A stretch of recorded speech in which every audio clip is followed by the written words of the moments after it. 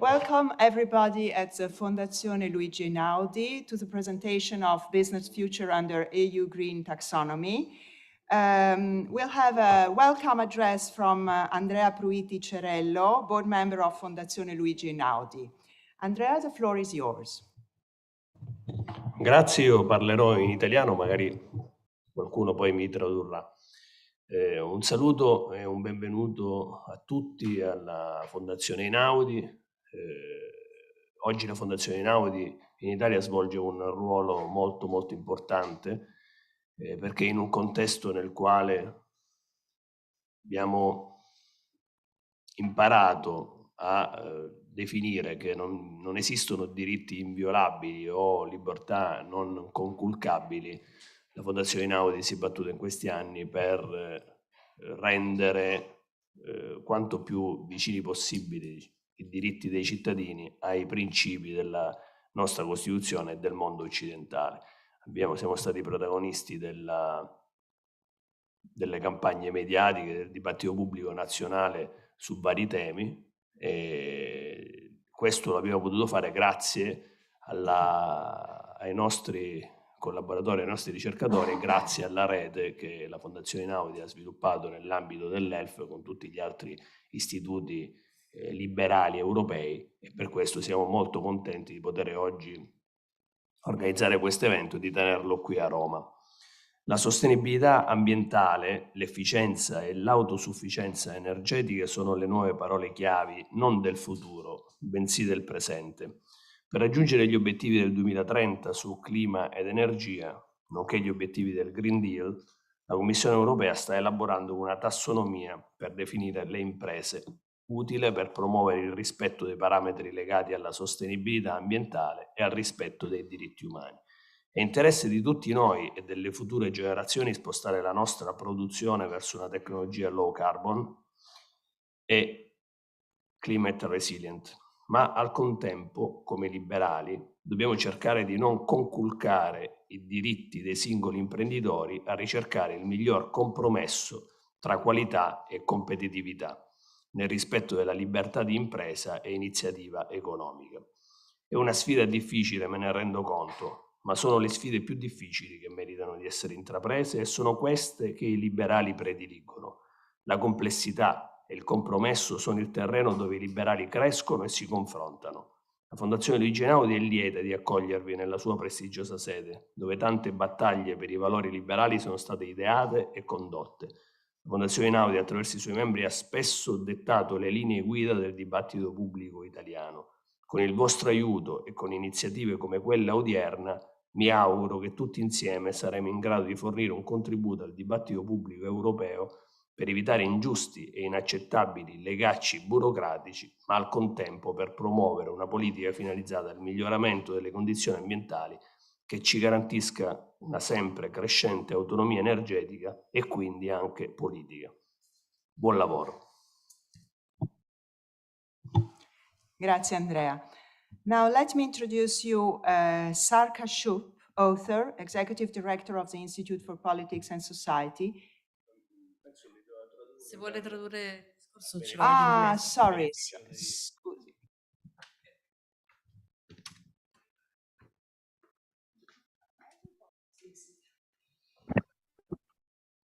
Okay, so Andrea Pruiti Cerello said that sustainability, energy efficiency, energy independence are all essential points, not simply of the future, but also of the present. And in order to achieve 2030 Green Deal targets, European Commission is working on taxonomy, of course. Why? To help industries to have parameters of green environmental protection. And it is a common interest of all of us and of future generations to change the production process into a low carbon and climate resilient one. But at the same time, we liberal thinkers, we have to protect single individual rights, of course. We are searching for a compromise between quality and competition, which is able to save economic spirit.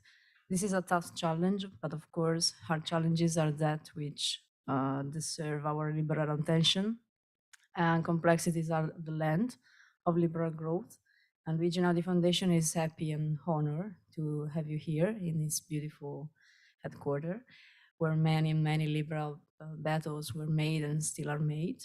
The Luigi Einaudi Foundation, thanks to its people, has several times guided the political debate on several topics. And thanks to your help, I hope, Andrea hopes that we all be able to give an answer to this European debate and to not give considerations connected to bureaucratic approach, but to give practical answers, focus on doing better about environment, an answer that will guarantee us an energy growth, autonomy, and less populist politics. So good luck.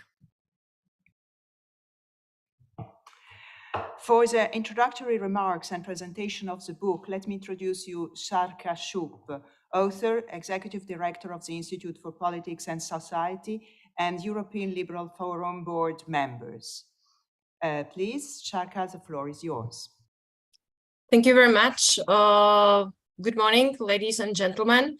As it was said, I'm a board member of the European Liberal Forum, and European Liberal Forum is a European level policy foundation that brings together liberal or think tanks, policy foundations, and institutions from across Europe to monitor, analyze, and contribute to the debate on European public policy issues and the European integration process through research, education, and promotion of active citizenship within the EU. Unfortunately, it wasn't possible to arrange for me to be with you in Rome today, but at least we can meet online. And today we have come together on the occasion to have a discussion on the EU Green Taxonomy, which is a key issue in the future direction of the European Union. And I would like to start by briefly introducing this new publication. And in terms of content, this book summarizes the objectives and the conditions of this policy. And it also addresses some of the concerns about the new EU environmental taxonomy and analyzes some of the implications of the taxonomy for EU businesses and their competitiveness. The EU economy has stagnated in recent years and is currently in slight decline, threatening the power and influence of the EU as a whole. And the current situation is exacerbated by Russia's ongoing war on Ukraine, and of course, rising inflation, the energy crisis, and many other problems. And the EU Green Taxonomy is a policy that could boost the EU's competitiveness, and therefore this topic needs to be discussed. Firstly, it's important to clarify what the EU Green Taxonomy is and what it's for. As it's explained in the book, the taxonomy is a new policy to help businesses achieve climate neutrality and make the EU a sustainable economy. And it's supposed to be an important tool to help the EU finance the transition to a sustainable economy. And the taxonomy aims to incentivize to switch to activities that are classified as green, so that they can raise more funds to become sustainable. And this means that companies will not be obliged to ensure that their economic activities meet the criteria set out in the taxonomy.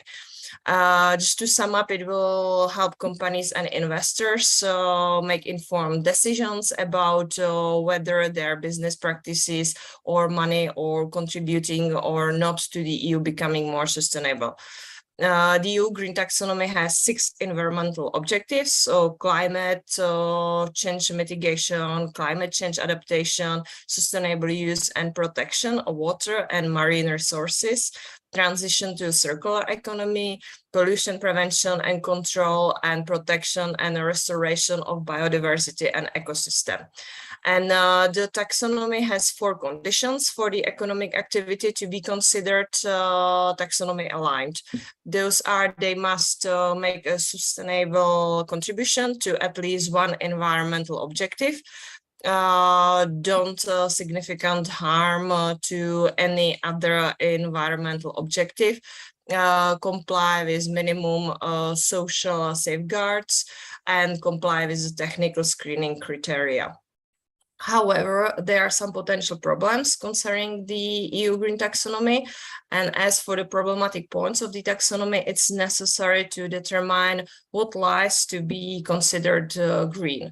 The EU's green taxonomy includes gas and nuclear energy, which has been criticized. However, according to the EU, gas and nuclear energy are the necessary tools for Europe to be able to phase out coal.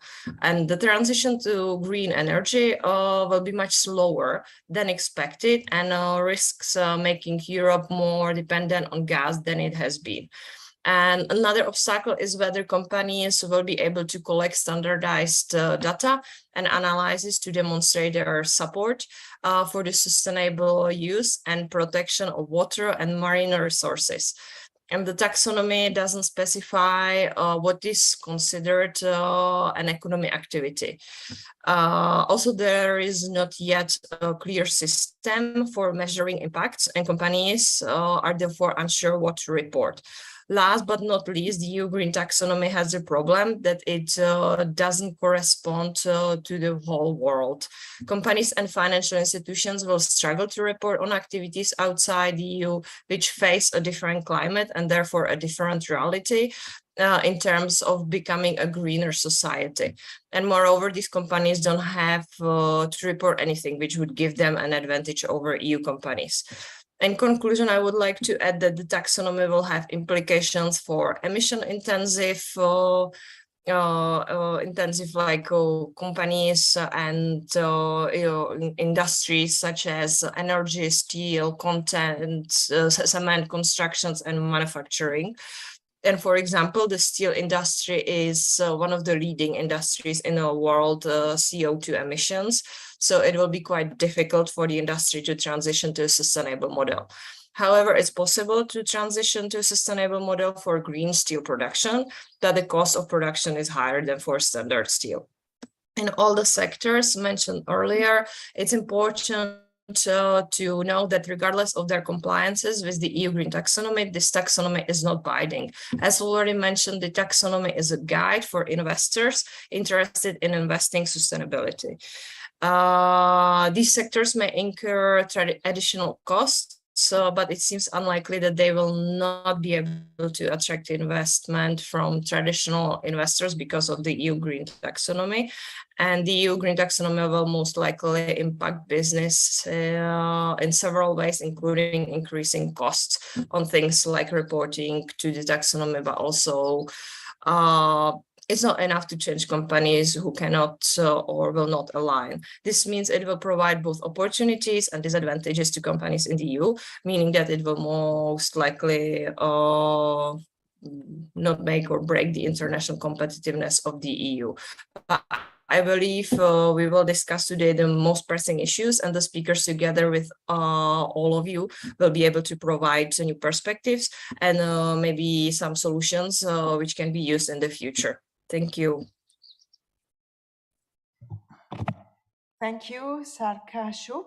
And now for the presentation of the project of Business Future under EU Green Taxonomy, we have with us Francesco Cappelletti, European Liberal Forum Research Officer and co-editor of the publication. Francesco, the floor is yours. Yeah, thank you. Andrea, can you start the few slides? Well, I think it's clear where the book, the study, and the publication is going. So presenting the publication, it's the job of the authors in the room after me. But I wanted to be a bit more provocative for this discussion today, since I heard that. Thank you, Sharka, for your introduction, because I heard a lot about how to transition, how companies should be involved, and I think that we should also add something on the discussion today, which is transversal.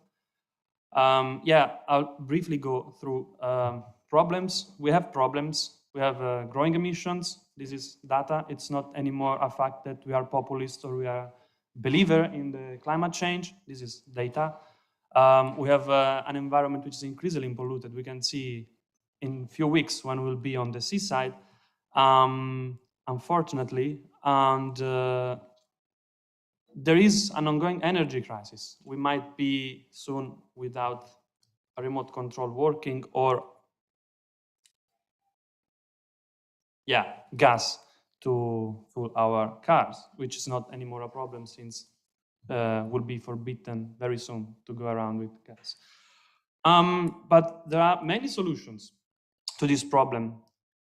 And thank you again, Sharka, for bringing also the question about populism, because someone is proposing a solution which just doesn't change anything. Can you help me, Andrea? Okay.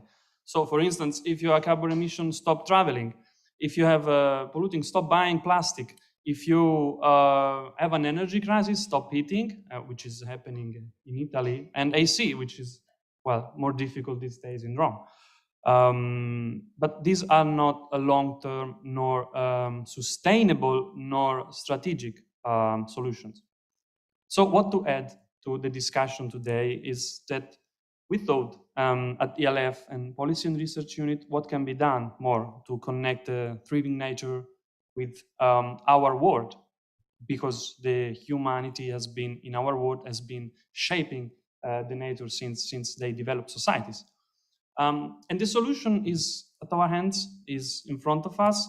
And in our opinion, the solution is technology. So technology should sustain the transition and should be the overarching argument around the transition that can even help a market-based solution toward a better future.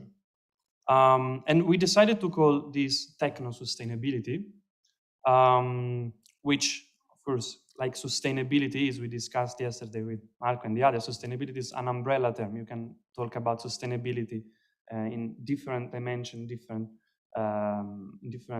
with different meanings.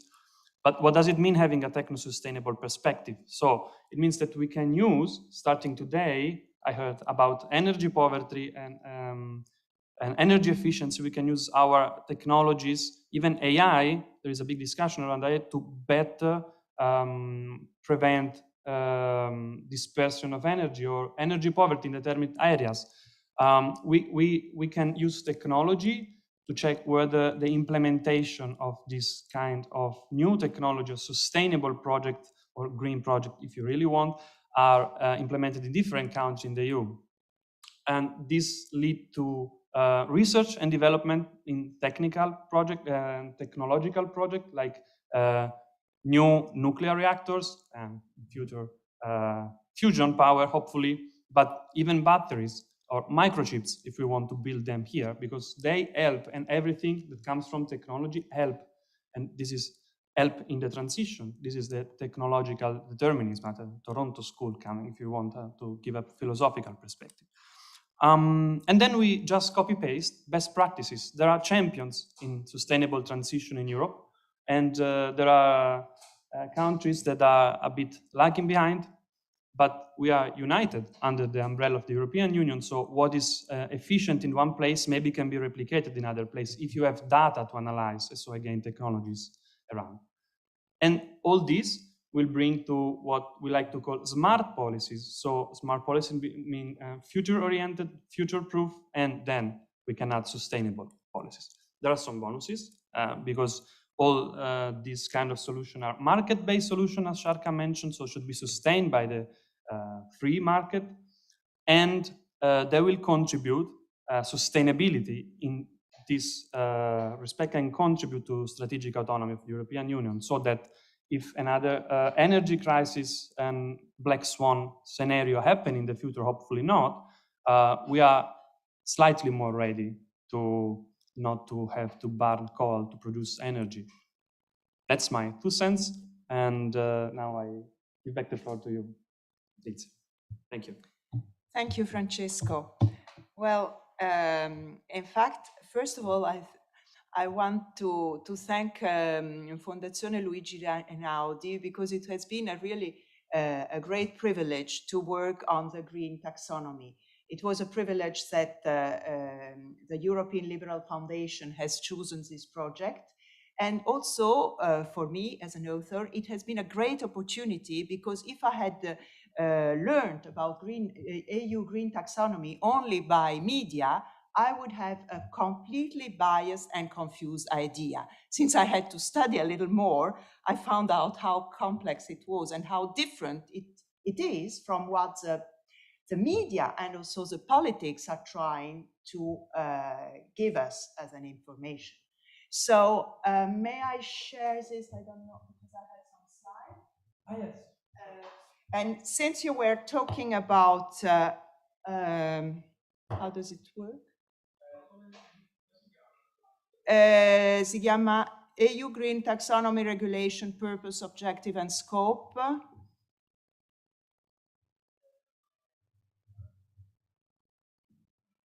You were talking about the techno-solutionism, so here you see the difference, how we, the clutch between what we... Yeah, but exactly, as I said in the beginning, I wanted to add an additional layer of complexity to discussion today, and be a bit like, let's discuss, which is basically what liberals do now. So the convincing power of the better argument. If someone coming and telling me that the only solution is turn off the AC in summer to save money, I might be convinced, but maybe not. Maybe there are other solutions. So exactly the same. Because many people are also telling us that the only solution is the growth. But since already ELF has published a book on happy growth, so we dismiss this solution. We don't want this solution.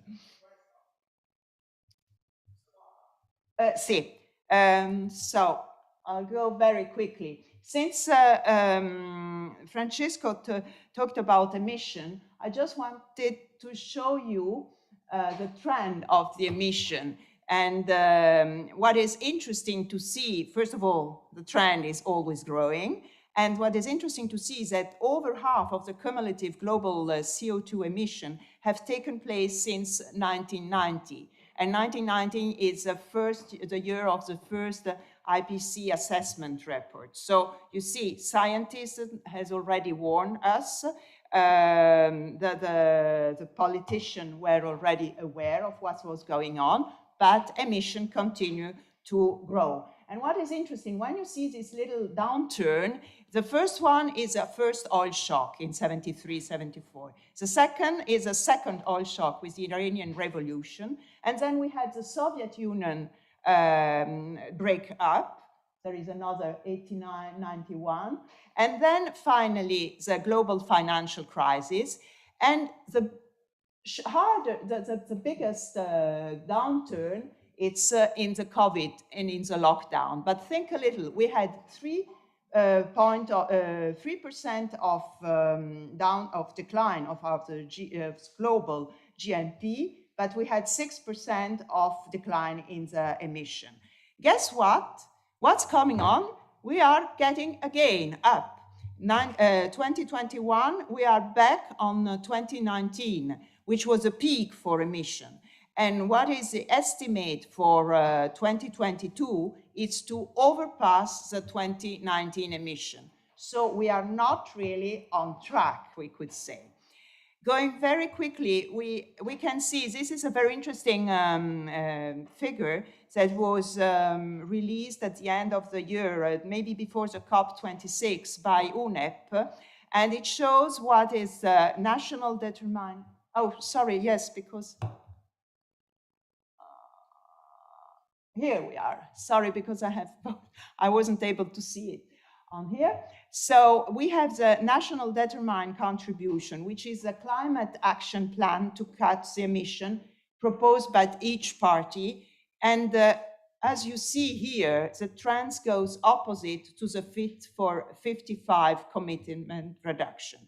You see the gap between the estimate trend, the yellow line, and how it should go to have lower than 2 degree temperature increase.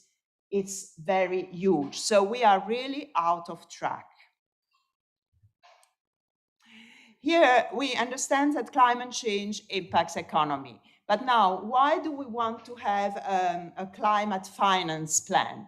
Because in fact, market is even more powerful driver than any policymaker.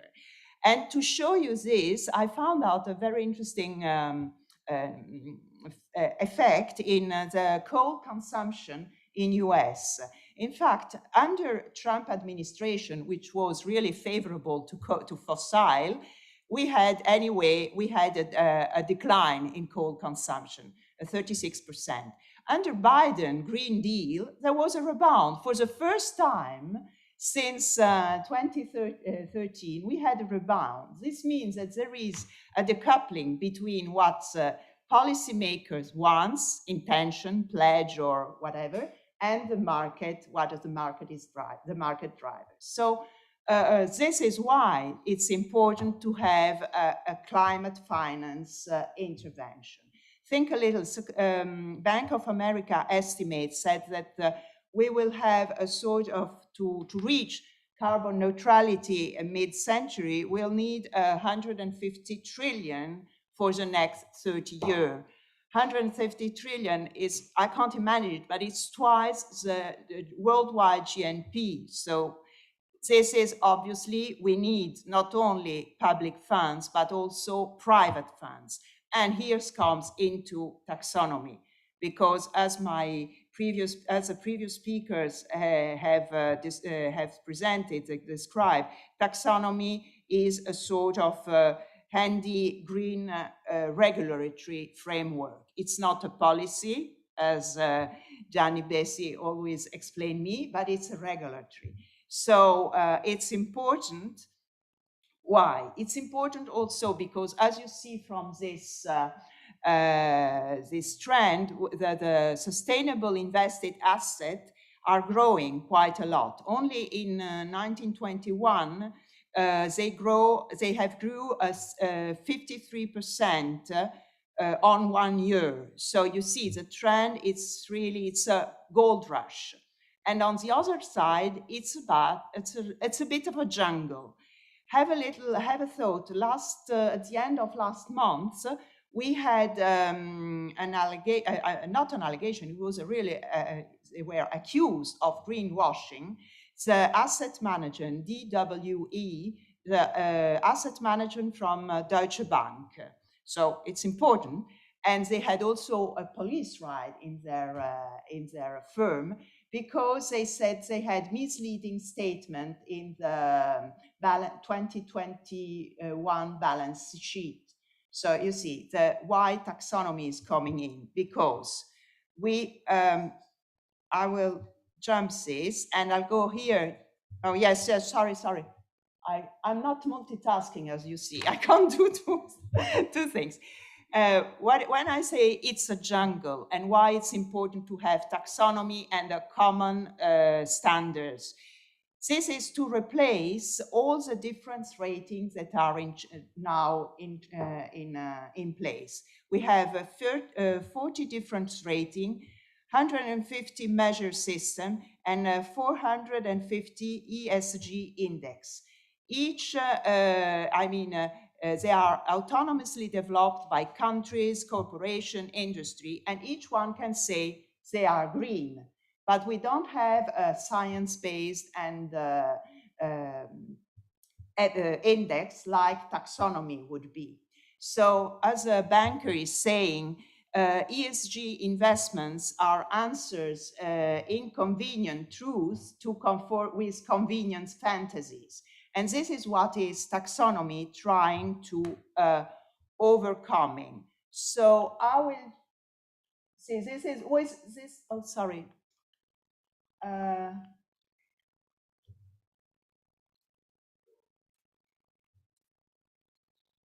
Okay, I will jump this because they already explain who is eligible. Just to make a wrap up, taxonomy is not mandatory. It doesn't prohibit investment in certain technology, although if they were out of the taxonomy, it doesn't restrict the member states to finance them, and it affects corporate data reporting. This is really important because it's very complex for a company to deal with all the reporting of non-financial data aligned with the EU taxonomy. And I've seen that Sonia has focused on this, and it's really important to see that most of the company in Europe are small and medium company, and this is a burden that is acceptable for big corporation. How will the small company deal with it? And the last here is what is really interesting, and I conclude with this project, that it's that the project, the ELF project, is really tightly intertwined with the taxonomy process. In July, Fondazione Luigi Einaudi presented the proposal to ELF. And meanwhile, we had already the first taxonomy regulation was entering into force in that period. Before the project was approved by ELF, we had the first delegate act in December 2021. And just after the project was approved, we had the complementary climate delegate act in February.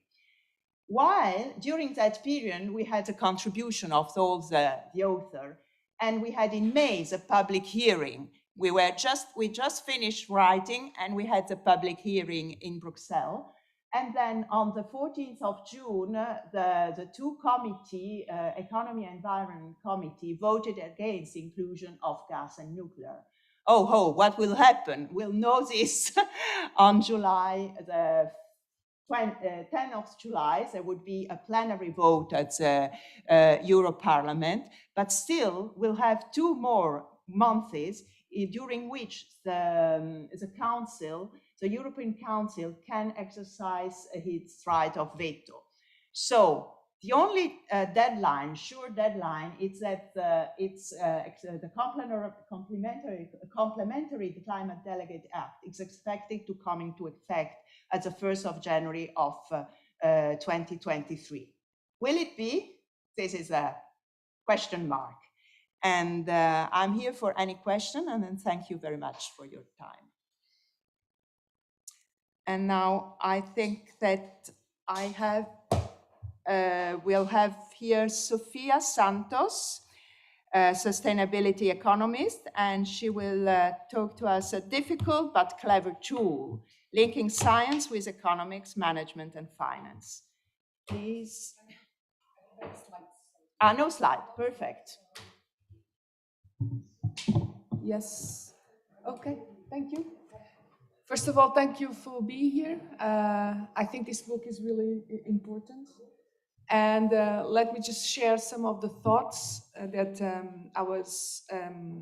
I had the lucky to have the opportunity to write in this book. And basically, I mean, the title of the chapter is about how the green taxonomy is a clever tool that links economists, financiers with science, and because of that, is really complex as well.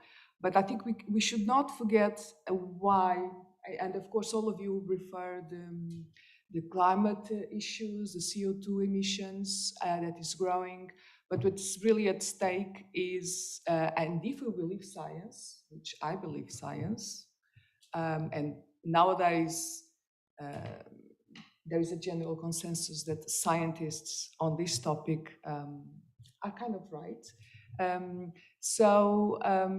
What is at stake is actually if the world temperature goes up more than 1.5 degrees during this century, we will not be able to anticipate the climate impact.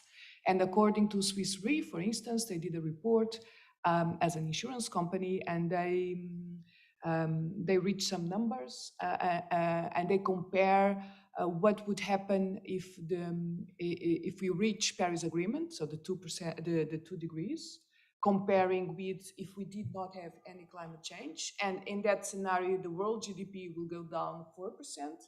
But if we keep going as we are and we reach more than 3.8 degrees Celsius of increasing, the GDP will go down the world GDP will go down about 18%. Okay, these are estimations anyway, but this is what we do. We estimate things. So I think what we really need to have in mind is that, okay, green taxonomy brings additional investment, I wouldn't say cost, brings additional investments for companies, for governments, for consumers, for all of us. But if we do not make an effort, we will have higher costs, which are the costs, and those will be costs. It's not an investment. Those are the costs of inaction related with the impacts that economic sectors will have due to climate change and to climate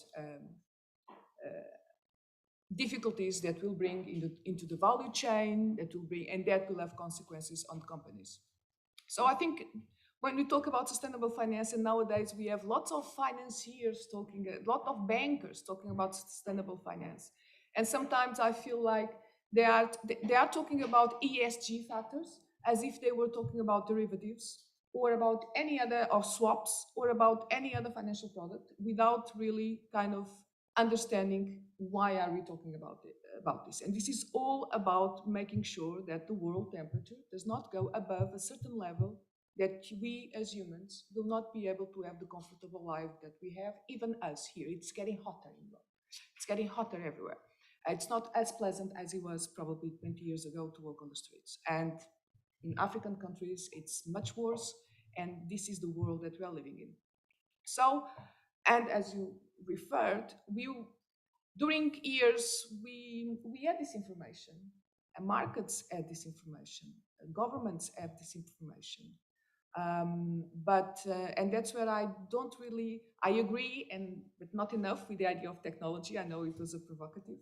Technology just per se doesn't solve everything, because we need to have our minds and also our hearts focus on what makes sense and what is best for whom, maybe for everyone, not just for me in the short time. Because if we think only about me and my company in the short time, that's basically what we have been doing, we get a kind of global negative impact. So this is where, since we need to accelerate so much all the issues, that's where finally money came in. We had, since the 70s, we knew that this was going to happen. The Club of Rome, in several books, expanded. So everyone knew that this was going to take place. So suddenly, finally, because we are running late, this type of idea comes to the financial sector, very late on time, because we had lots of issues in all different sectors way before, and only, at least in Europe, which is a bit surprising, I think, but only in the last 3-4 years, this actually had a strong impact. In the 80s, there was an attempt, but it didn't work out. And now it's kind of the second round. So because we are running so late and money makes the world go around, I think what we will be seeing is an increase in regulation. 20 years ago or 25 years ago, when I started to work on this topic, I would say that markets will get it. And 25 years later, I said markets, they didn't get it. So 25 years ago, I was against I don't think we need regulation because markets will anticipate the risks. But 25 years later, I say that markets, they do not anticipate the risk, because that's where we need to think. Because maybe now the markets, it's very much on technology, the financial markets, and not very much about the real impact that they have. And after all of this time, markets, they don't anticipate, in the sense that they don't include the impact of the decisions into the impact of today's decision in the decision-making process. So we don't care about what happens in 2 years' time, 3, 5 years' time, once we made a decision, because all the incentives at the moment are still for the short term. Maybe, of course, we need to change the incentives. And I think that's where we are. We are in this transition period where we are living in 2 different worlds. The world from the past, where we still have incentives that are pushing us back to something that we need to move on. And we already have some challenges ahead, like the green taxonomy, which is pushing us ahead. And of course, it's not perfect. It's far from being perfect. But I also think that, well, I think the taxonomy, and I refer in the article, it's clever in the sense that it's an idealization about what would be the technology that would lead us to a carbon neutrality by 2050. And that puts a standard. So me as a company, if I want to know what is the technology that I should be using to be aligned with carbon neutrality in 2050, I can go to the taxonomy and understand.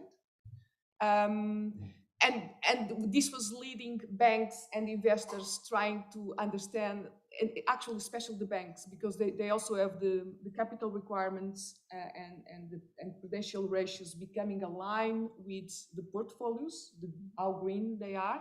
So this was an incentive for banks to actually start only lending money to the greener projects, which is not what we want. We want a transition. So we want banks to be able to lend money for companies to actually do the transition. And finally, I think this was perceived because recently there is this new transition taxonomy. So we not only have the green taxonomy, which is kind of, if you are green, you comply with this, but finally, we also have a transition taxonomy in which we will have different sectors that are labeled as red, as yellow, as dark yellow, and as green. And I think that makes much more sense because, and just to finalize, I think something that was missing on all of this process was, this was a scientific-based journey, which makes sense. But I think that it was forgotten how the financial system works. And the financial system works in self-interest. It's completely different from any other sector. And this is just how it is. It might change, but it will only change if we change schools and if we change the way we teach finance, and that's a long-term process. And I think people involved on defining the taxonomy, they forgot the application process. Because in the last resort, as you said, if this becomes too complex, banks can just ignore it, and the financial system can just ignore it. Some would say, okay, you cannot ignore it because you will have the capital requirements attached with your green-brown asset ratio, and this will eventually also applies for the investment funds sooner or later. But still, if you can get the capital, if you do your accounts, it's not obligatory, as you say. There is nothing that obliges anyone to be green. It just obliges to report how green you are or are not, and why. So I think, to finalize and going back to the data, I think this is a good process. It's in terms of spirit and ambition. I think companies, they need to realize this double materiality, that actually climate has an impact on them, and that happens because all of us have impact on climate. So definitely we need to decrease that impact. Technology is around. Money should be more around, but money is also available. Data is not so available, and that's why I also argue that, in fact, I think SMEs should be able to report their kind of green taxonomy and transition taxonomy alignment, because it is very difficult when we look to the delegated acts, because they are 400 pages, but they have lots of sectors. It's completely different if you only look for your own sector, right? It's like 10 pages for one sector. And we have each country, and we have a national accounting system and a European accounting system, and the SMEs are able to report. And accountancy, it's difficult. This is just another chapter of the accountancy. So it's something that we all need to learn. And it would be much easier for everyone, for the financiers, for the European Commission, if it was defined some kind of 5, 6, 10, whatever indicators, CAPEX, OPEX, whatever, that even the SMEs will report. And in order to set that up, of course, there should be some co-finance from the European Commission, as it has been in the past. 20 years ago, many companies were not certified by ISO, and there was this massive kind of co-funding through countries to help companies to obtain that certification. So I see here is exactly the same thing. There is a market failure, which is data, and when there is a market failure, that's when government can come in part, helping the market to set up the rules. So in this is just a question of data. So if it's just data, then we should be able to have some co-finance from European and then national governments, helping SMEs to set up this, because this is not difficult. It's difficult for economists, but it's not difficult for engineering. So that's something that I always say. Just call your colleague from the engineer department, and you will be able to read what is here. But if you are someone from finance, of course you are not able to read, and that becomes really difficult.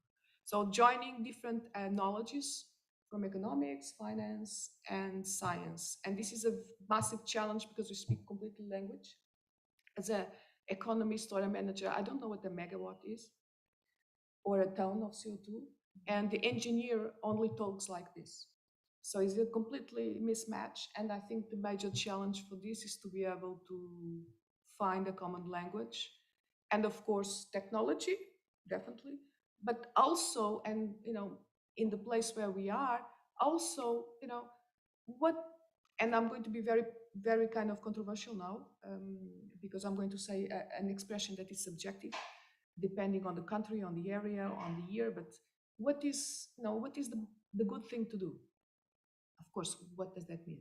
Okay, but I think in Europe we kind of have some kind of alignment thought about this, and even for companies, maximizing profits is also doing that, because it's not maximizing profits, it's maximizing probably prosperity. And this is something where we also think we need to change, which is what is the role of a company is to help prosperity, which is completely different from growth. I'm not in favor of the degrowth movement as well, despite the fact that I really like Tim Jackson and all of that, but I'm more in favor of changing the way we account things, and prosperity, it's completely different from profits and from growth. And I think we theoretically, in spirit, I think we are trying to move all the European towards the prosperity, being something very difficult to obtain in 8 years, because if we are not on this path by 2030, we are kind of lost unless there is a massive revolution of not only technology, but other things that will not be so positive for most of the humans. But I think this is the right track, not perfect, and I think we should look at the things as challenges and not as burdens. We are in a complex world that is very difficult, and therefore this is difficult. We just need to deal with it, and not being against it by default. It's much easier to be against something by default than trying to engage it and see how we can improve. So this is kind of my thoughts on the issue, and I'm really looking forward to discuss with you all the ideas around the room. Thank you.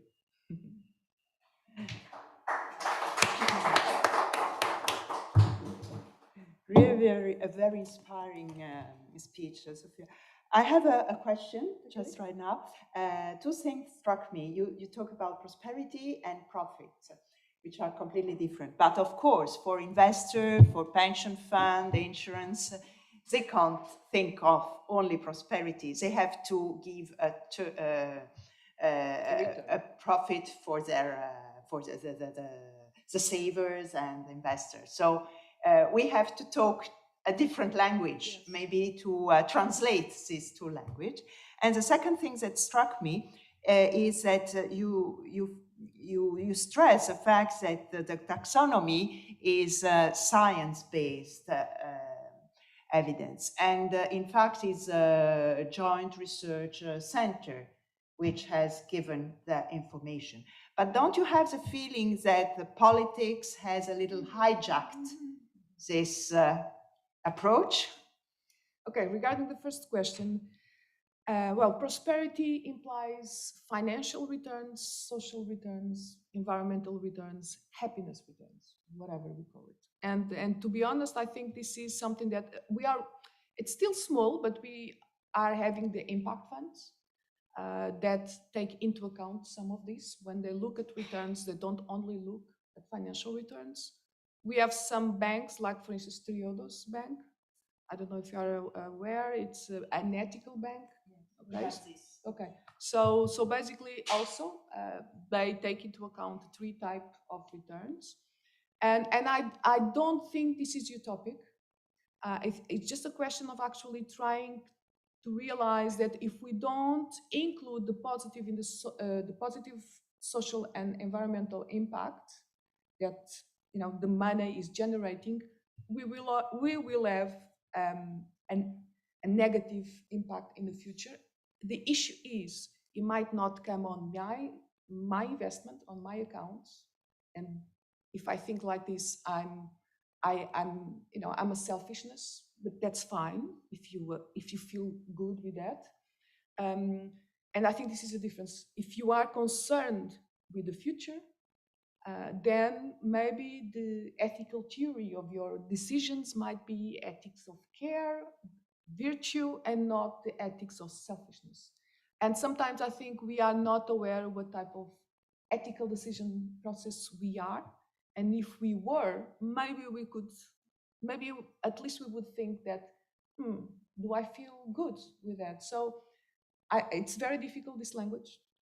And we can see BlackRock, 2 years ago was completely green, and now BlackRock is into the European Commission, doing lobbying, doing some actually being part of methodologies that it's very, and I don't understand how is that even allowed, but now it's getting a bit less environmentally friendly.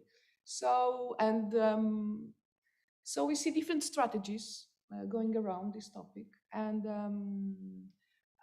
it's difficult, but I don't think it's utopic, because just the Swiss Re, even if they are 50% wrong, if the world temperature goes up to 3.8, they estimate there is minus 18% of GDP, or 14. Imagine if it's even minus 7. It's like COVID. Okay? So this is what we are talking about.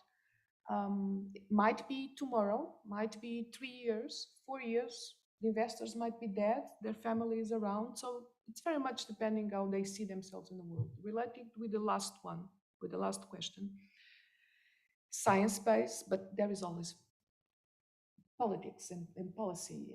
And of course we had the war, and we needed to have a problem that needs to be faced. So, of course, the criteria for the nuclear, it's not scientific. It's completely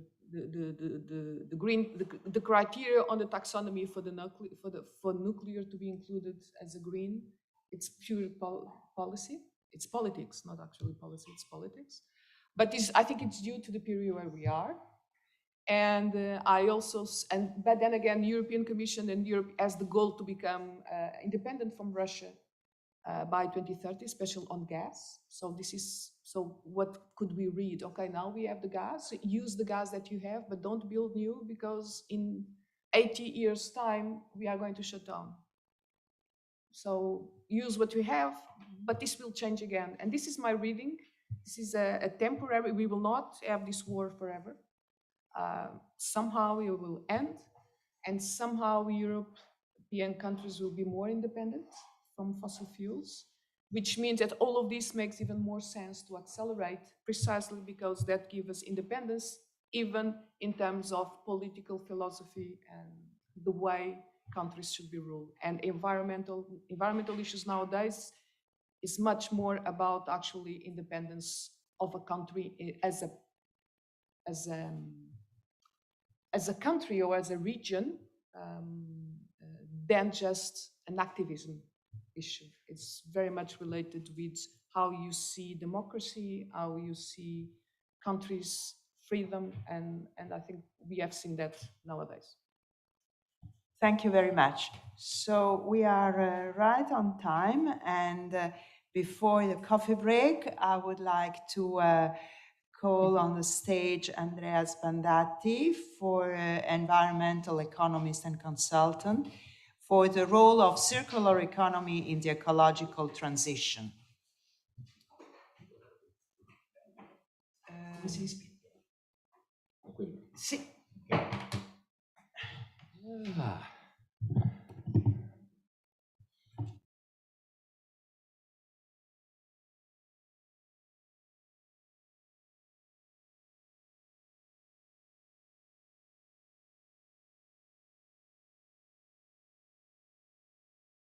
Questo va, ok. So, good morning to you all again. Try to understand. The reason because I'm here today is to talk to you about matters and materials and not only energy. This is my contribution in this book and this discussion of today, because in the public discussion about sustainability in these years, in these months, most of the attention is concentrated on energy strategy and energy policies, but not so the same attention is dedicated to the materials and matters approach to the sustainability targets. I can go on. To say to him, okay, go to the other one. I have to put somewhere on the. We are in Rome, so to the sky. I think it's to the God. Yes, we are near St. Peter's, and so can I do this method? Let me try. Thank you, Patrizia. So this is my role today. But before starting to discuss, I want to say okay. When we finished to write the book, the chapter, after happened a lot of things, and so we have to write everything again. I only wanted to say to you what is the most important things that I didn't taken in consideration in my chapter. We are living a global energy and raw materials crisis, very, very strong now. It's more stronger than some months ago, and this is has some effects on the strategy on material and energies. New documents arrived to improve taxonomy policy in Europe, so maybe some references in the book are not updated. We have a change of approach of European Central Bank will name tapering, or the change of approach on taxes, and with important consequences on investments, also investments in green investments, maybe. We don't know exactly how will impact, and maybe it will impact differently between single countries. For example, in Italy, for us in Italy, the rise of tax of interest, I think, could have some consequences of the very big investment plan we need to target the circular economy and the renewable energy strategy and so on. For example, European Parliament decision about fossil fuel cars phasing out. We discussed in the last days about biofuel, how this decision can be have some consequences on the strategy on biofuel. Now we started to have a strategy on biofuel and waste to chemicals, but maybe we will have fuel in the future, and so we will need biofuel or not. This is another thing. So this is only to say that some things is not described in the book and so on. Next one. So, not only energy, matter, and materials. Sustainability strategy, I think, has two pillars. One is efficient use of material, and another one is efficient use of energy. I think we all agree about this. We discuss mostly about efficient use of energy and a little bit less about material. Now we have a new word, magic word, is a circular economy. So we use a lot of time circular economy, but I want to describe of course, there are two words that are connected within it. Energy and materials are not different words, are the same words, but they are it is a feedback on them. So I want to describe you two things very important. The next one. So we reduce the use of energy and materials in the last years, because the first step of efficiency is reduce to improve efficiency, so reduce the use. So they are interesting. The first is a picture used common. It's about the reducing of energy consumption for final use in Europe. It's interesting because we are doing something about efficiency use in industry in every activities. Less known is the other two pictures that European agency and Eurostat made since some years. It's about the flow of matter, flow of material. It's not so known. It's a picture is not so known. Usually, anybody knows that. But they say that the amount of matter used in the European activity is a little bit decreased in the decade from 2010 and 2020, from 7.8 to 7.7 gigaton per year. It's very interesting, but we have not time enough to describe the single, because we can understand here not only that the decrease exists, but is not so strong as in energy, a little bit less. But this difference is confirmed by the other picture, the following one, in which we say that, we can compare the use of renewable energy on the total with the recycled material. It's similar. Energy and matter are similar things, similar schematic approach on the pillars of policy. We have, if I find a good data, about 20% of renewable energy in Europe on the final uses of energy, but we have 12% of recyclable materials. It's the same theoretical approach. So this is the two most important numbers we have in front for discussing our policy. It's not so much, 20% of renewable index. How can we say renewable? It's interesting to take the two index together, no? Because our world, our Europe, it's this is our identity card. So we make only 20% of renewable energy sources. The other are not renewable, and we recycle only 12% of the global flow of material we have. So it's interesting because are similar, but materials is a little bit less. It's a poor son of the family. This is the reason because I like it to take the discussion together between energy and materials, because I think it's two pillars and we can drive these indicators as together, not separately. I would like to have a strategy about sustainability, efficiency that is at the same time about energy and matters, also because the next one, the two words are connected, of course, are not separate. No? First of all, because fossil fuels are matter. In the flow you saw before in the picture, a part of the flows are fuel, because are materials. They're not. It's not wind. Coal and oil and gas. I don't know. Is considered material, and so if you reduce it, you reduce at the same time the flow of material. But at the same time, we have a very complex connection between energy and waste, because improve recycling and reuse has a contribute to the efficiency use of energy in the manufacturing, in the activity of industry. Like paper, for example, or glass or plastics, and so on.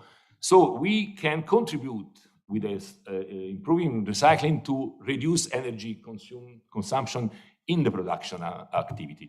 And this is important because someone estimates a very, very high contribution to do that if we arrive to the target of recycling indicated by the directive in 65% of the total of municipal waste and for total waste.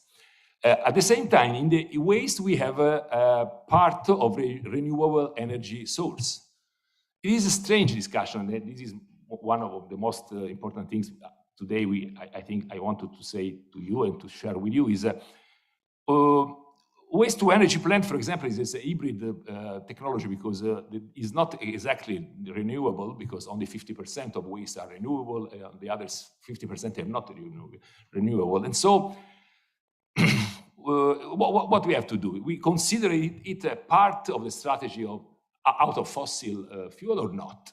And after the war and after the crisis, maybe we can make this distinction or no. It's better to say, okay, it's enough 50% because better than nothing. But as we know, the taxonomy say that waste-to-energy plants are not in the taxonomy. Why? It's very why now, after the war, after the energy crisis, we want to extract all the energy contents in our waste. Why to put it in the landfills? It's very strange, no? But at the same time, we have a lot of renewable energy inside the waste, biomethane. All the discussion about waste to chemical, no? Why we can make biofuel. Also, the biofuel is 50-50, but biomethane is completely renewable. We expect from the policymaker a very strong indication to use as much as possible the energy contents in the waste. Why we don't do that? For many reasons. Now we can say, and we arrive. Of course, now waste sector is not a big contributor to the global emission of CO2. It's 3%, something like this. And it's, for example, this is another piece of policy about if you reduce landfill, and we reduce landfill through recycling and waste-to-energy plants, we reduce greenhouse emissions. So this is another piece of the contribution of matter/material to the target of net zero. And we don't understand why we don't do that. No? Everything against landfill, not recycling against recovery of energy. We don't understand this distinction because it's not it's not our goal. No, and the other one. We started the difference between recycling and the recovery of okay, starts from here. No, we have the famous hierarchy of management of waste in European policy, European legislation, in which we say that recycling is better than energy recovery and then it's better than landfill. It's interesting because now in the single countries are very, very different rates in this distinction between recycling, recovery of energy, and landfill. But this scheme that is very underlined and subscribed by the Commission also and by the Parliament, but also in the recent, in 2018, changing of the directive, contains a ideological approach to the hierarchy. Why recycling is better of energy recovery? Why? It's not so easy to explain exactly.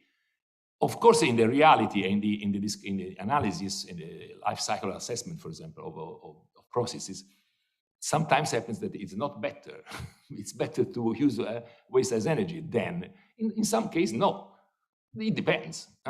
So this distinction, because in this hierarchy, recycling is good, and waste to energy, recovery of energy, it's not so good. We can say that, but it's not so good. Better than landfill. But sometimes in the Commission, in the Parliament European, they say the energy recovery and disposal are the same. So the last two floors of the Parliament is one. And this is not understandable because why? There is a big difference between energy recovery and landfill because in the efficiency of use of material.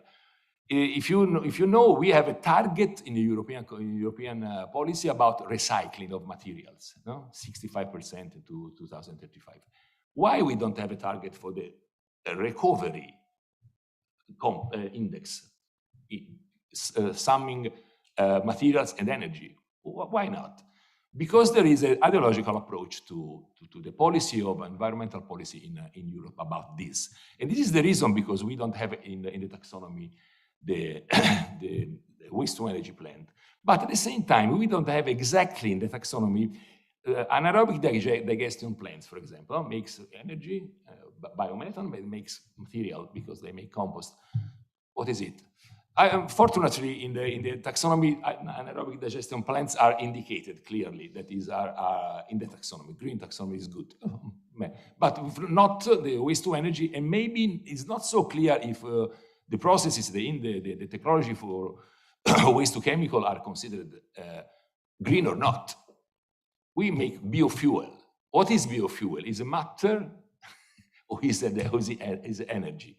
And this, we don't understand exactly this matter of energy, and so it's better to avoid it because there is energy inside, so not so good. But why? Because we are making biofuel. Maybe we don't need biofuel in 2035, but or not so strong as now. But why do that?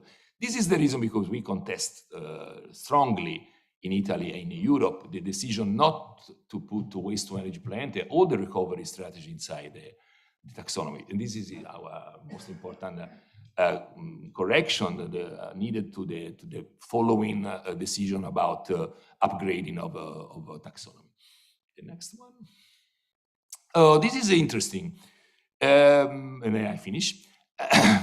If we transform the matter policy, material policy, from linear economy, landfill, it's old incinerators, to circular economy or recovery of energy and recovery of material, we transform completely the waste policy from plans, public decision planning to market, as we made for energy in the last 2 decades, 20 years.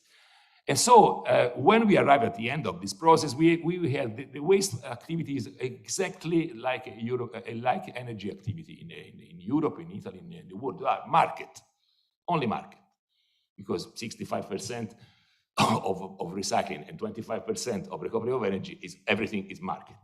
So market is strange, as people who is involved in energy policy knows every day, controlling data on the smartphone.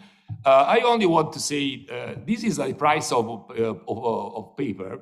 The left one is the recycling paper, secondary raw material, and the other is the primary raw material, the natural virgin material for paper.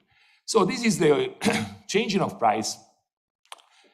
And on the other side, there is a news appeared in the United States paper some 2 years ago, 3 years ago, and they said, okay, when the price of paper change, I stop to make the collection because this is the market. No? Well, it's not any more convenient. When when the price is high, I start to make the collection. And in the United States, there were a very strong discussion about it, because they said, okay, but this is the market. In Italy, it was impossible. No? You can't interrupt the collection of paper because the price of anybody knows the price in Italy about how much it costs the raw materials because it's a service. I have my bin with a cardboard inside. I do that. Anybody knows that there is a market activity on the both sides of the bins before and after. And so, but if the market, if also the materials are all market, we have a problem of regulation. Because not only in energy, balancing of the system, we have exactly the same problem of the energy, with difference of course, technological difference. But how can we guarantee that things is not happening or will not happen? We have to stop to make the collection because there is no market condition to do that. And this is good for energy. Maybe is less strong, but for material, the variation of price is very, very high. Now it's very, very high. Now it's very, very good condition because the price is high, so it's very convenient to do the activity of extraction of recovery of material from waste. But maybe 3 years ago it was not so. No? And this is a problem very interesting to understand, because now we have to redesign completely the regulation system in waste policies, because we have to consider that this activity is not a planned activity, monopolistic activity, but is now more and more is a market activity, completely market. We are not aware completely of this now in the policy, by the policy maker, but also by the citizen. Anybody knows this, no? I make my collection of paper. I don't know nothing about it, but the price of oil I see. I go to the pump station and I know that the gasoline is, but I don't know exactly that the paper could go from 20 to 180 euros per ton. It's incredible. The last one, maybe. We need a strong plan of investment to get the target. We have to make a lot of plans. So. This is important to understand if it is a market, this is investment in the market. So the taxonomy is useful for us, because to understand exactly how our investment in a circular economy could be done, and to do that, because it's necessary, it's useful to have a taxonomy well organized. I underline again, and I finish, that we don't understand exactly why there is something inside. Not landfill, it's okay, but all the other, why not? No? All the other also in waste to energy is not only incinerators. This is another thing important to say, but because we have a biomethane, we have anaerobic digestion plant, we have a waste to chemical, we have hydrogen. So we have a lot of things that I think the taxonomy, this description must consider very, very clearly. And not as now, because now we have very clear digestion, anaerobic digestion plan, a no to the waste to energy plan, traditional waste to energy plan. We don't understand why there is not a taxonomy, and the waste to chemical, that is the future, maybe this is a very interesting technology, are only considered in some sentences, very not so clear. I hope, though, I will say everything. The conclusion I already done. Thank you very much. Thank you, Andrea. What I understand now is that we could say a slogan like Second Life Materials Matters. Matter is a poor son of the family. No, it's like the Black Lives Matter. Yes. Second Life Okay. Material Matters. Yes, it matters. Yes, it's good. Okay, it's a good so slogan. we are right on time, even a little earlier. We can have a coffee break, correct? And then we'll see the next very confusing for us how gas and the nuclear can enter in taxonomy after what Sophia has told us before. Thank you. A 10-minute break, correct?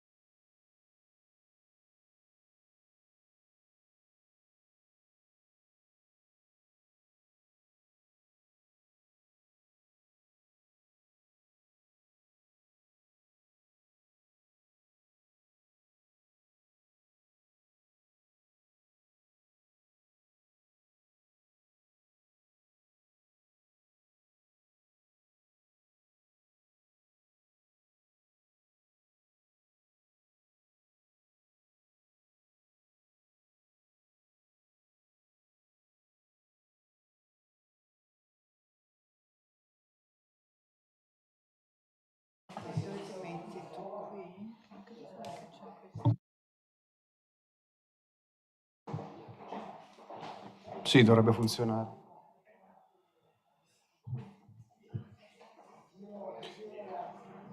Quindi questo per andare avanti, giusto? Forse bisogna anche possiamo fare una prova slide per cortesia?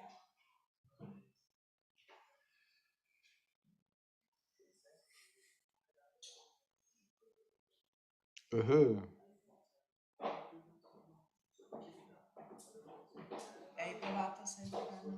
No, adesso vediamo. Sì, sì. Fantastico. Grazie.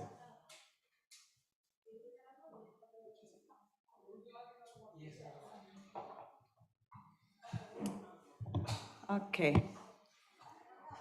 Thank you. We'll continue with Professor Marco Ricotti, engineer, nuclear engineer, professor at University Politecnico di Milano, and his talk is on nuclear in the EU taxonomy, a boast or a taboo.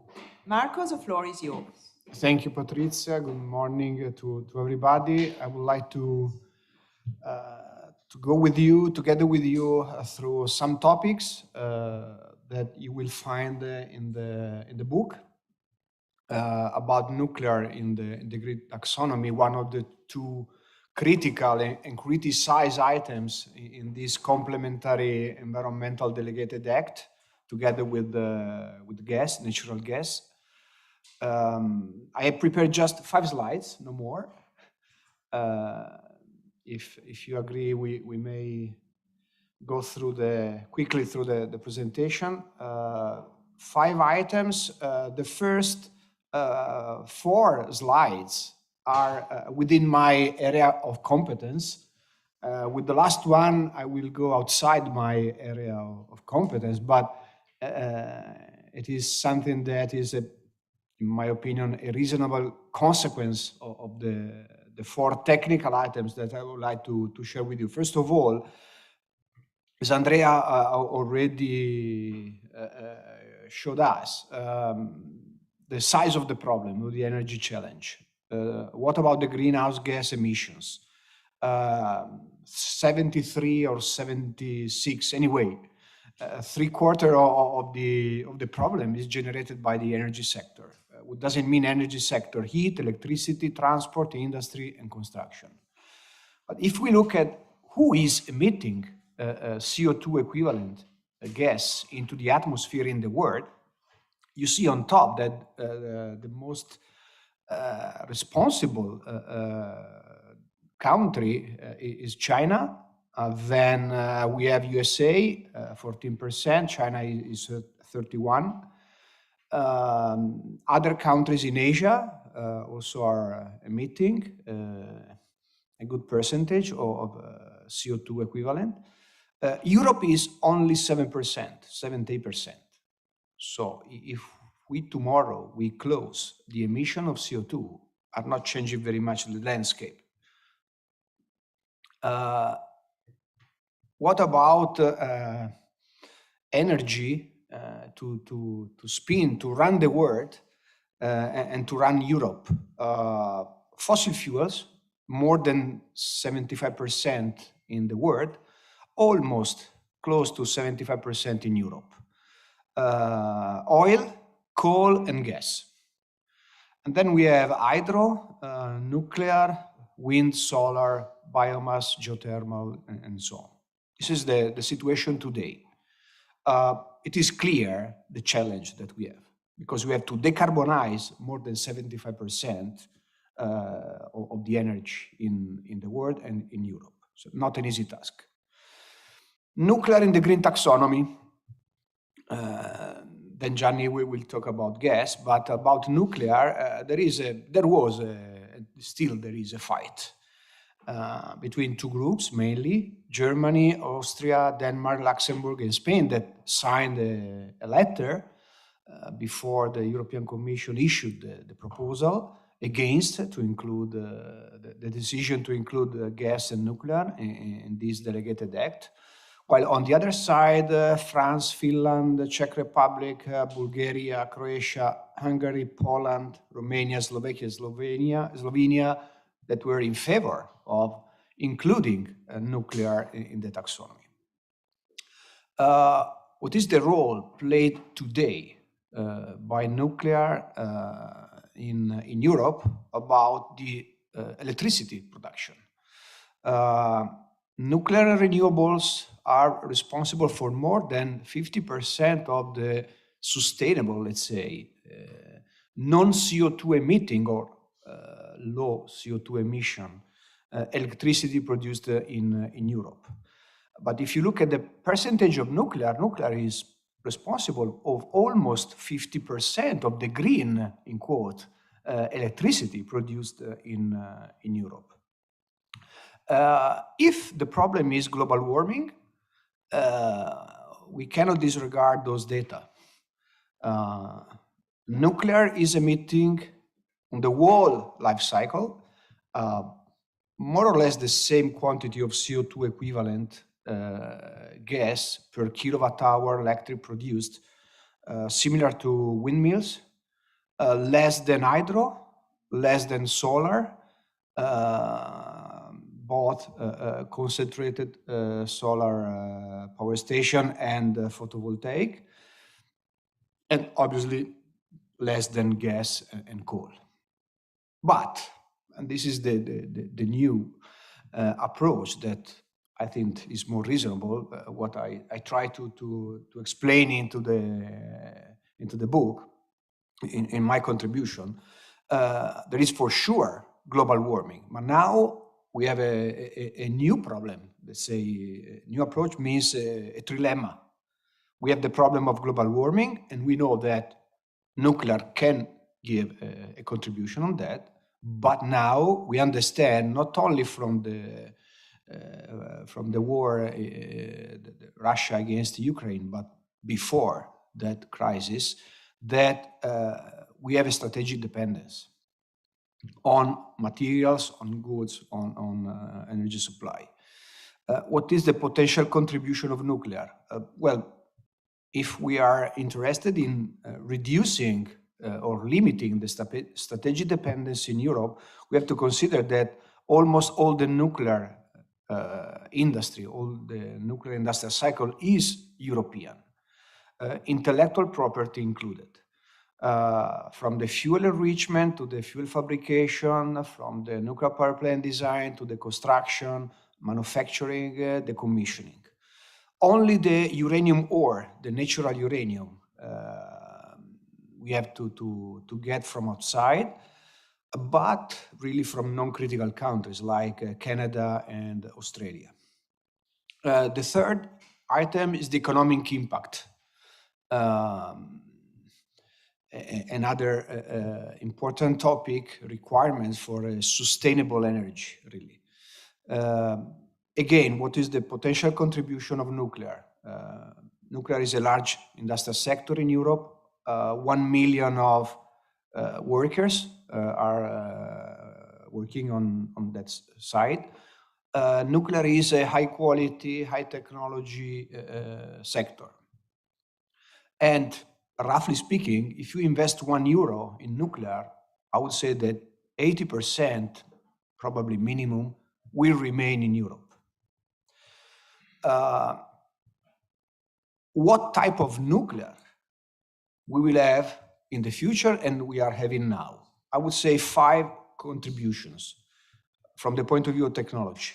Generation 2 reactors, 441 nuclear units working in the world, 106 in Europe. They will have a life extension, very likely. Moving from 40 years of operation to 60, some people in the US are thinking about 80s and beyond. No other industries are working like that. Are 2-3 generation of workers around a nuclear power plant. Today and tomorrow, in a short run, we will have generation 2 or generation 3 or generation 3 plus.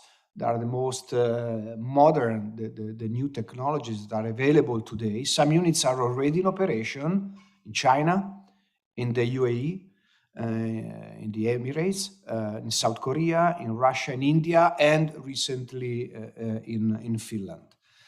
These technologies, most of the 51 nuclear units under construction today in the world. 2030, small modular reactors, small size, less than 300 megawatt electric, instead of 1 giga and beyond. Modularly designed and built and constructed. Passive safety system, reduce the time and cost for the deployment. 2040, generation 4 reactors. Different technology cooled by liquid metals or molten salts with the possibility to recycle the long-lived high-level nuclear waste, the most dangerous waste. Europe is involved both in generation 3 small modular reactors and generation 4 technology development, and is also heavily involved in fusion reactors. ITER is the most important initiative in the world on fusion, but to have the possibility to exploit fusion energy in a commercial plant, we have to wait 2050, 2060. Anyway, we have at least 4 new technologies that will be available today, 2030, 2040, 2050, and beyond. Now the last comment. I'm not a policymaker, I'm not a politician, but let me suggest something that is, in my opinion, reasonable, coming from the technical comment that we saw before in my 4th slide. First, we need to address this energy trilemma. We have to address strategic dependence and economic and industrial impact with a suitable evaluation, suitable criteria, and they should be included in a sort of revised taxonomy. Because today we don't have only global warming as a key priority. Second suggestion, probably Europe may have a benefit in implementing a new European energy strategy. Technology neutral with approach, because we have to address the result. You don't have to select a priori the technology. You can leave to the technicians, but if you fix the goals, you have to be fair. You have to treat everybody at the same time. Environment and resilience should be the 2 polar stars to move in that field. The third suggestion, Europe should launch a European nuclear energy path, fostering the collaboration between the countries that want to do that type of strategy. And in order to be fair, the European Commission, the European Union should support the current new nuclear technologies development, deployment at the same level as they are supporting renewables. Same benefit, same treatment, because if the item is global warming, we know that renewables are the same impact of nuclear. If we look at dependence, strategic dependence, and economic impact, probably nuclear could be better for in some items with respect to renewables. And the last is a cultural suggestion. We should start thinking clear from prejudice, clear from ideology, clear from irrational approach. Let me comment the last recent decision by Germany to push on coal. They are the most important supporters about green technology, green taxonomy, sorry. They decided to push more on coal, but they are still have 15 nuclear power plants shut down. In this period, I think that is a decision that I don't understand. Thank you, Patrizia. Thank you so much. Yes, Germany is really puzzling a little all of us because they intend to shut down anyway the last 3 reactors at the end of this year. From your presentation, we can see that we ask ourselves, Europe has decided to become a hydrogen hub, but it is already a nuclear important power, and very little are talking about this, and no policymaker in Brussels wants to focus on this aspect.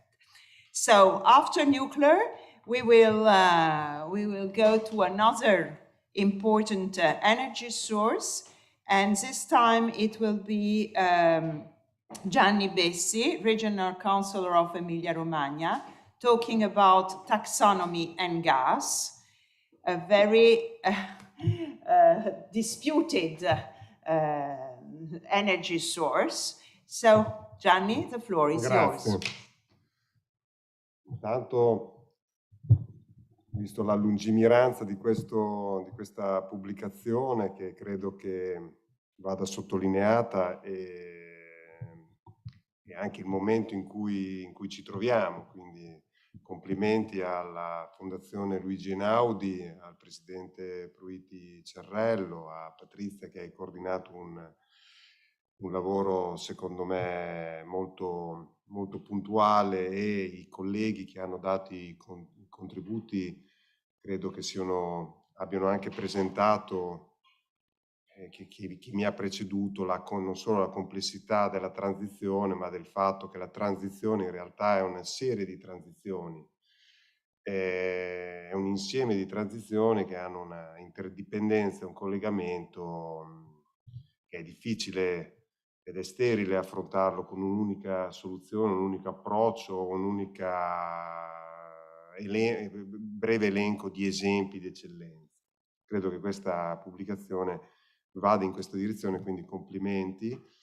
E per testimoniare l'attualità del tema energetico, ma non solo energetico, anche quello che giustamente sottolineava Andrea della complessità anche del tema dei materiali, del riciclo dei materiali, proprio dell'economia circolare.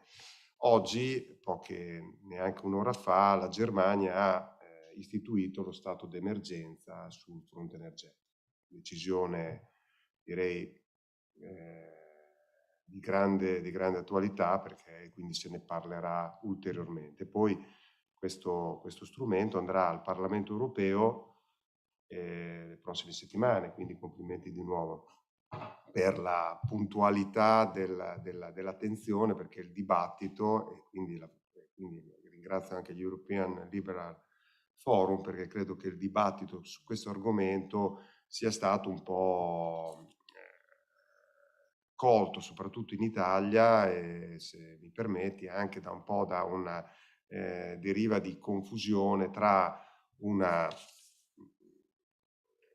argomento che è nato per definire le attività degli investimenti appunto privati in campo energetico, possono essere considerati tra virgolette green, ma in realtà occorre vedere quel discorso di insieme che ho cercato di premettere nei saluti, nei ringraziamenti. Quindi la tassonomia ha subito diversi cambiamenti nel corso d'opera, consigliati da diverse necessità, da diverse contrapposizioni, e soprattutto a un certo punto si è iniziato casualmente.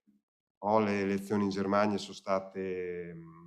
sono concluse con la formazione del governo Scholz, dove sono dentro anche i Grüne, quindi i Verdi, e hanno determinato anche chiaramente con la presenza del Partito Liberale tedesco, hanno determinato una coalizione dove ci sono alcuni aspetti del programma della coalizione cosiddetta semaforo che ritroviamo anche poi in alcuni passaggi della tassonomia, in particolare sul gas e sul ruolo che può avere il gas naturale in questa fase di transizione, di come gli aspetti tecnici, che tralascio e vi rimando al libro, al mio contributo, determinano poi un passaggio, comunque una visione di passaggio appunto verso forme miste, cioè il blending tra gas e idrogeno, tra biogas, tra biometano e altri gas rinnovabili. Questo credo che sia importante sottolinearlo ed evidenziarlo, soprattutto nel dibattito italiano, che invece si è, diciamo, ha avuto alcune, passatemi l'ironia, distorsioni, un certo fraintendimento, in particolare in Italia, forse anche in altri paesi, ma almeno dal mio punto di osservazione lo vedo qui, dove gli obiettivi appunto di regolamentazione di strumenti molto importanti che sono quelli degli investitori privati e quindi di dare degli standard di indirizzo anche verso delle tecnologie, è stato utilizzato sempre più in modo politico come riferimento verso un dibattito di policy comunitaria, di policy anche nazionale, quindi di contrapposizione anche lo stesso, diciamo, mia appartenenza politica, e quindi c'è stato questo aspetto che si è anche sempre per aggiornare, per fare degli aggiornamenti, si vedrà poi e si esplicherà i prossimi passaggi al Parlamento europeo e al Consiglio europeo. Però sicuramente lo stato attuale di estrema crisi e di evidente diversificazione della proiezione, noi siamo passati da una visione dove si discuteva se e quando uscire dal gas o dagli idrocarburi in generale, siamo passati a una discussione se e quando uscire dal gas o dagli idrocarburi della Russia. Quindi il mio contributo va in questa direzione nell'analisi, quindi non ho potuto non prendere questa premessa e contestualizzare la tassonomia che riguarda il ruolo del gas nello scenario più generale, perché sennò sarebbe stato anche un esercizio, secondo me, un po' sterile, proprio che riguarda il futuro non solo dell'Europa, ma di tutto il sistema, secondo me, politico delle democrazie liberali, cioè nel senso che questo è un aspetto che sottolineo nelle conclusioni, proprio la risposta legata all'evoluzione e all'adeguamento di queste politiche, quindi anche la drammaticità di questo momento, ci ha posto di fronte a che cosa? Non solo chiaramente a una guerra di carattere, si dice ottocentesco, comunque di carattere classico, ma anche a differenti modi di intendere l'economia, la società, la stessa democrazia. Ecco qui che il ruolo anche, passatemi questa, non so se è una forzatura, passatemi anche come il modello della società cosiddetta occidentale, comunque delle democrazie liberali, può porsi e può sostenere una diversità delle cosiddette democrature proprio nell'impostazione di una comunità, di una società che affronti il tema della transizione ambientale, energetica, ecologica non solo nello strumento di difesa della salute dell'ambiente, ma anche come elemento costitutivo di una forma, di un nuovo tipo o comunque di una forma evoluta di capitalismo e di capacità di inclusione e non che crei disuguaglianze a livello della nostra società. E questo chiaramente sono quei passaggi che si rischia con forzature o ricerca di raggiungere gli obiettivi che giustamente l'Unione Europea si è posta con, ripeto, esclusivamente un approccio ideologico, oppure portando esclusivamente gli esempi o i casi di successo di questa o di quell'altra fonte, di questa altra teoria economica. Quindi per concludere credo che l'aspetto che è stato citato della tecnologia, della neutralità tecnologica, la ricerca non solo dei fornitori alternativi, ma del come e il dove si possono individuare e mettere in fila, necessita chiaramente non solo di tempistica, ma anche dell'intelligenza, delle conoscenze, dei migliori, non solo dei migliori cervelli o delle migliori tesi economiche o tecnologiche, ma un certo coordinamento, un certo indirizzo, per esempio per quanto riguarda proprio gli investimenti privati, che porti a determinati standard che rispondono a queste domande. Ogni tanto, e per concludere, penso che se si voglia escludere il gas nucleare o altre forme, in realtà ci si porta a una deregulation del sistema finanziario privato che, citandolo così, sembra, ma muove veramente una parte consistente della forza, non solo economica, ma anche sociale e anche di creazione di consenso all'interno delle nostre società.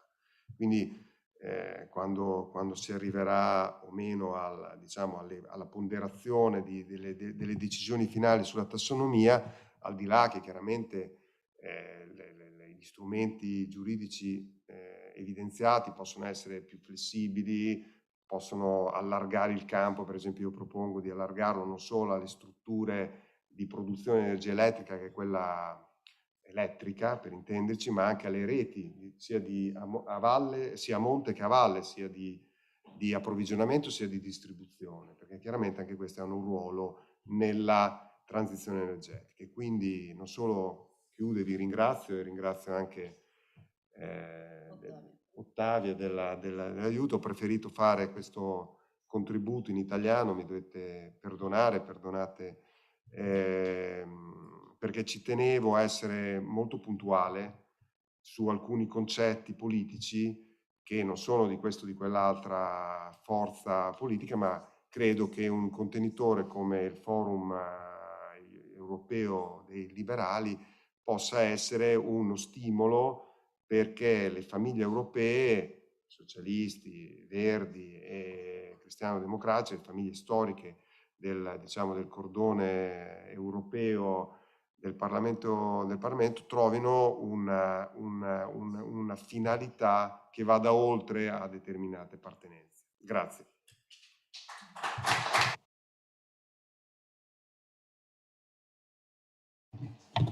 Okay, just a brief sum up in English, of course. Mr. Bessie wrote this article, which title is Taxonomy and the Role of Gas in the Future of Europe, and it started talking about the complexity of the energy transition, how much it's important to have different approaches, different methods, different to follow as guidelines. And of course, the current situation is a critical situation because of the Ukrainian-Russian aggression and the crisis, the energy crisis. And of course, Mr. Bessie said, of course, that in Italy there is a very chaotic situation.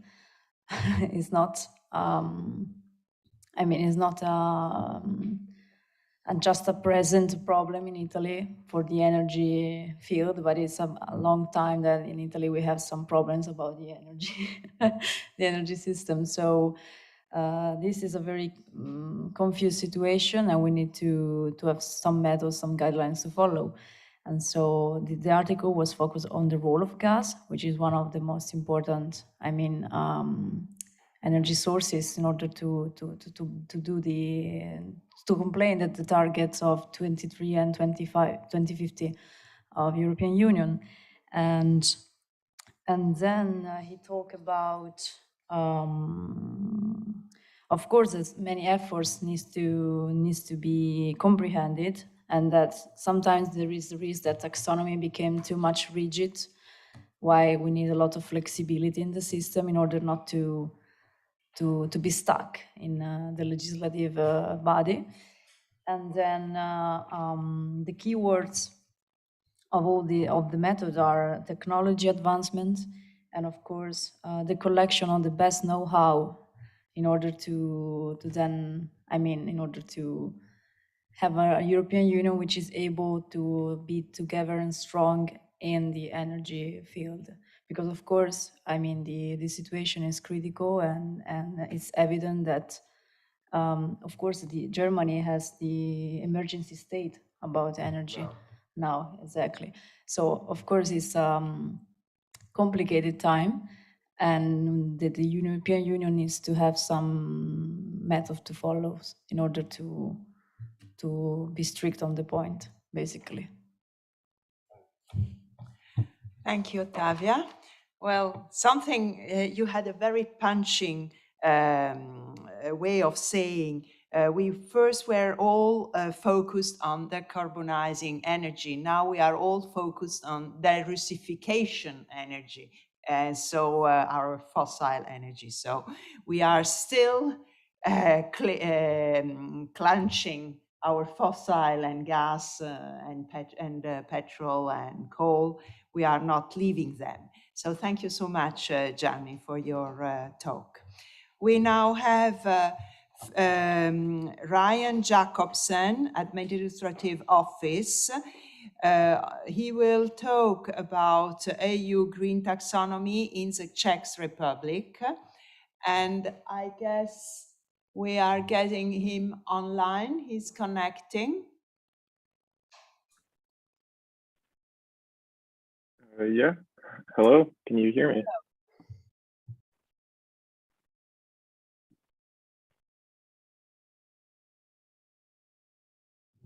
Can you hear us? It's okay? Yeah, I can hear you. Welcome, Ryan. The floor is yours. Okay. Yeah, so my name is Ryan Jacobsen, and thanks for having this event and allowing me to be a part of the book and this event. So I wrote my chapter on the EU Green Taxonomy in the Czech Republic, which a lot of it's been touched on by previous speakers, especially because the Czech Republic is wanting, right now, a large portion of their energy comes from coal, and they're wanting to transition that into nuclear energy. And we had a very nice presentation on nuclear energy, just a couple presentations before mine. So the Czech Republic's plan for that comes from their 2015 energy policy, where they proposed 4 new reactors. One is currently in the process. They hope to have the contract finished in 2024 and then have the reactor built by in the mid-2030s. But as we know, building nuclear reactors is not cheap. It's extremely expensive.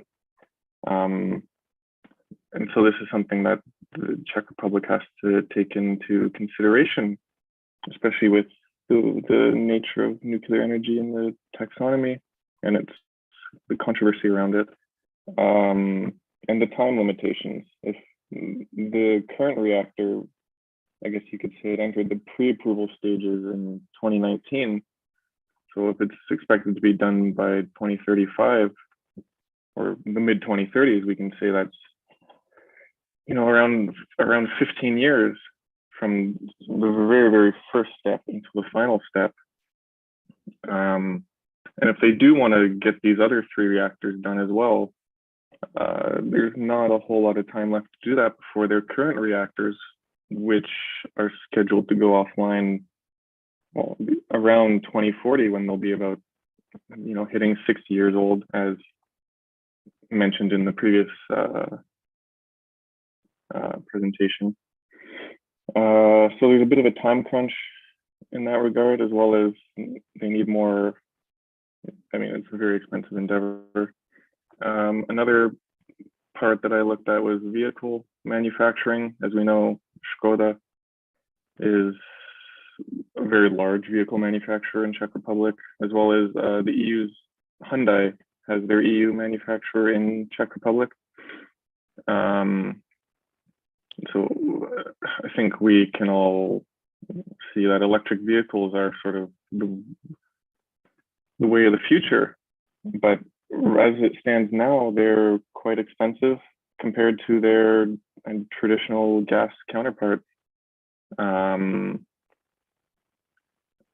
so if Škoda and potentially Hyundai, if they do some research in their Czech facility, can work towards developing more affordable electric vehicle technologies, making electric vehicles more affordable for ordinary people, This will also help contribute to Czech Republic meeting its 2030 and the 2050 carbon emission goals.